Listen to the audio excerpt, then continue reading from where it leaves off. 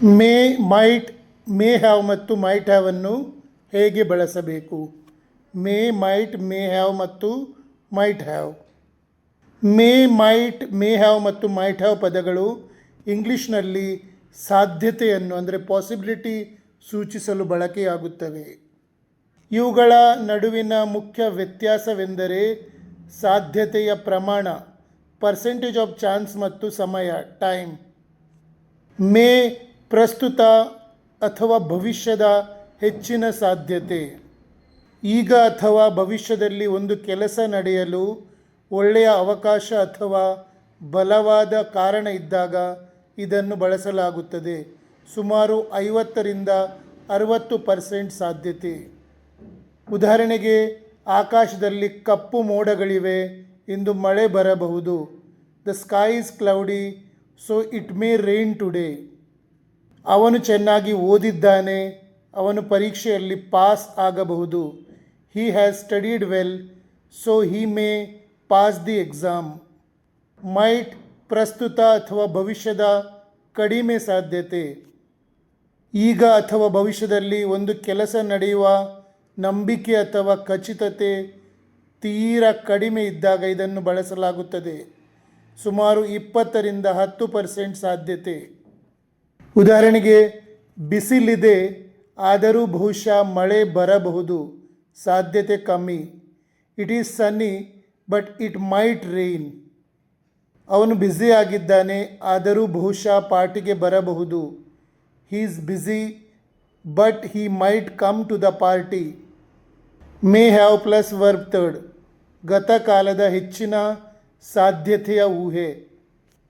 ಈಗಾಗಲೇ ಭೂತಕಾಲದಲ್ಲಿ ಮುಗಿದು ಹೋಗಿರುವ ಒಂದು ವಿಷಯದ ಬಗ್ಗೆ ಅದು ಖಂಡಿತವಾಗಿಯೂ ನಡೆದಿರಲು ಒಳ್ಳೆಯ ಅವಕಾಶವಿದೆ ಎಂದು ಊಹಿಸಲು ಬಳಸಲಾಗುತ್ತದೆ.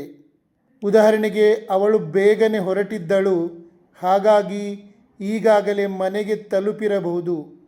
She left early, so she may have reached home already. ಅವನು ನಿನ್ನೆ ನಿನ್ನನ್ನು ಮಾರುಕಟ್ಟೆಯಲ್ಲಿ ನೋಡಿರಬಹುದು, ನೋಡುವ ಅವಕಾಶವಿತ್ತು. He may have seen you at the market yesterday. ಮುಂದಿದ್ದು might have plus verb third.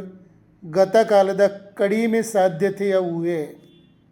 ಗತಕಾಲದಲ್ಲಿ ಒಂದು ಕೆಲಸ ಬಹುಶಃ ನಡೆದಿರಲೂಬಹುದು, ಇಲ್ಲದೆಯೂ ಇರಬಹುದು ಎಂದು ತೀರಾ ಕಡಿಮೆ ಖಚಿತತೆಯೊಂದಿಗೆ ಊಹಿಸಲು ಬಳಸಲಾಗುತ್ತದೆ.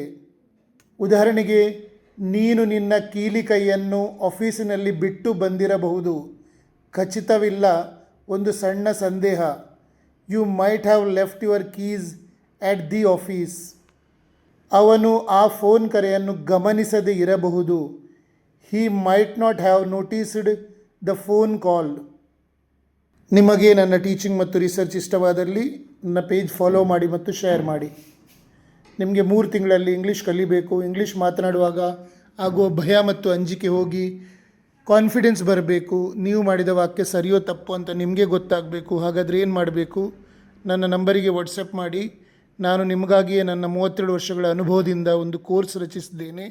ಆ ಕೋರ್ಸಿನ ಫೀ ಕೇವಲ 599 ರೂಪಾಯಿ, 599 ಓನ್ಲಿ. ಅದನ್ನು ನೀವು ನನ್ನ ನಂಬರಿಗೆ UPI ಮೂಲಕ ಕಳಿಸಿದರೆ, ಯಾವಾಗ ಕಳಿಸ್ತೀರೋ ಆವತ್ತಿನಿಂದ ಕೋರ್ಸ್ ಸ್ಟಾರ್ಟ್ ಮಾಡ್ತೇನೆ. ಆ ಕೋರ್ಸಿನ ವೈಶಿಷ್ಟ್ಯತೆ ಏನಂದರೆ, ಏನೂ ಬರದವರು ಸಹ 3 ತಿಂಗಳು ಸತತವಾಗಿ ಪ್ರಯತ್ನ ಪಟ್ಟರೆ ನೀವು ಖಂಡಿತವಾಗಿ ಇಂಗ್ಲೀಷ್ನಲ್ಲಿ ಮಾತನಾಡಬಹುದು. ಆ ಕೋರ್ಸಿಗೆ ನಾನು ನನ್ನ ಜೊತೆ ಕಲಿಯಿರಿ ಅಂತ ಹೇಳಿ ಹೆಸರು ಕೊಟ್ಟಿದ್ದೇನೆ. ಅದರಲ್ಲಿ ಏನೂ ಮಾಡಲಿಕ್ಕಿಲ್ಲ, ನಿಮಗೆ ಪೆನ್ ಮತ್ತು ಪುಸ್ತಕ ತಗೊಂಡು ಬರೀಲಿಕ್ಕೇನಿಲ್ಲ. ದಿನ ಬೆಳಿಗ್ಗೆ ನಾನು ನಿಮ್ಮ ವಾಟ್ಸಪ್ ನಂಬರಿಗೆ ಒಂದು ವಿಡಿಯೋ ಕಳಿಸ್ತೇನೆ. ಅದರಲ್ಲಿ ನಾನು ಪ್ರತಿ ವಿಷಯವನ್ನು 2 ಸಲ ಹೇಳಿದ್ದೇನೆ. ನೀವು ನನ್ನ ಜೊತೆ ಅದನ್ನು ರಿಪೀಟ್ ಮಾಡಬೇಕು. ಅದೇ ವಿಡಿಯೋವನ್ನು ನಂತರ ನೀವು 4-5 ಸಲ ನೋಡಿ 8 ಸಲ ರಿಪೀಟ್ ಮಾಡಬೇಕು. ಹೀಗೆ 1ರಿಂದ 1.5 ತಾಸು ದಿನ ನೀವು ಪ್ರಾಕ್ಟೀಸ್ ಮಾಡಬೇಕು. ಹೀಗೆ ಸತತವಾಗಿ 3 ತಿಂಗಳು ಮಾಡಿದರೆ ಖಂಡಿತವಾಗಿಯೂ ನಿಮಗೆ ಇಂಗ್ಲೀಷ್ ಮಾತಾಡಲಿಕ್ಕೆ ಬರ್ತದೆ.